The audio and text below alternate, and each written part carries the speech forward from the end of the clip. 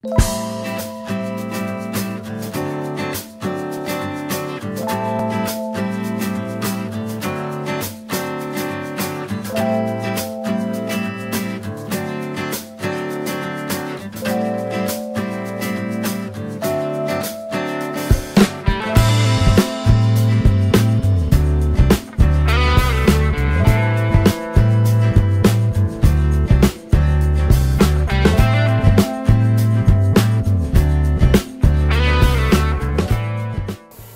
家好，我是张大哥。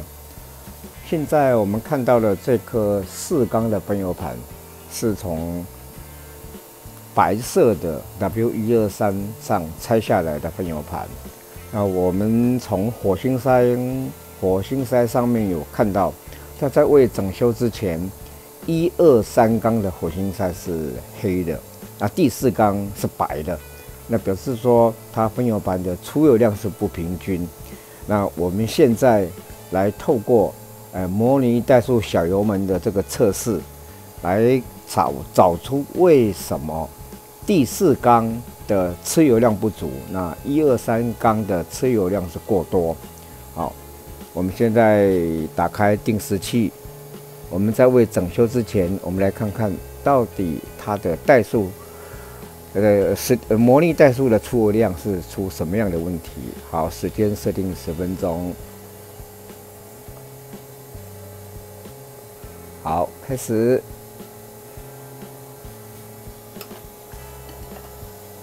我们透过模拟怠速小油门10分钟的模拟怠速小油门，就可以找出它为什么1、2、3缸的出油量跟第4缸是不一样的。那由于这段影片，时间长达10分钟，所以我们会分成2个部分，影片会分成2个部分。等时间接近的时候，我们再来看。我们现在进行的是这颗分油盘在未整修之前的模拟怠速小油门10分钟的出油量测试。好，时间到了，好，关闭电源，关闭定时器。好，画面上由右到左分别是1、2、3、4缸，凶手找到了。我们看到第4缸，它的出油量只有在95左右。那第1缸在170啊，第2缸在140，第3缸在150啊，第4缸就只有95。所以说，为什么第4缸的火星塞颜色是白的，那1、2、3缸的火星塞颜色是黑的？这个就是因为出油量不平均所造成的。等张大哥清洗调整过之后呢，我们再来做一个测试。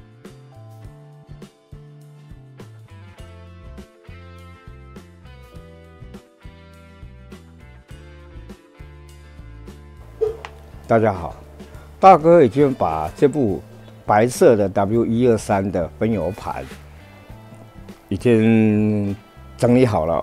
我们来看一下这颗分油盘编号是33688，它原来的就是第4缸啊，第4缸的火星塞是白的，那第1到3缸火星塞是黑的。那我们刚刚有测试，它是第4缸的出油量不足。那大哥已经把它整修完毕了。那我们来做一次10分钟的模拟怠速小油门的流量测试，来看它的修理好的结果。好，打开电源，打开定时器，时间设定10分钟。好，开始。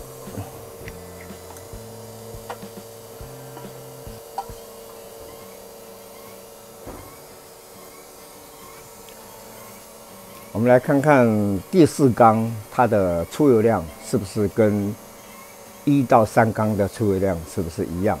如果这样的话，那就代表说之后它4支火星塞的燃烧出来的状况会是一样的。由于这个阶段的时间测试长达10分钟，所以我影片会分成2段，等时间接近的时候，我们再来看它的测试结果。目前我们进行的是这颗白色的宾士 W123的分油盘的10分钟模拟怠速小油门的流量测试。这个分油盘的编号是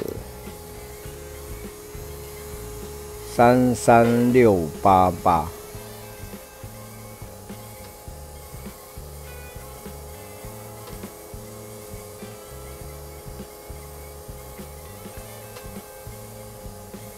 好，时间到了，关闭电源，关闭定时器。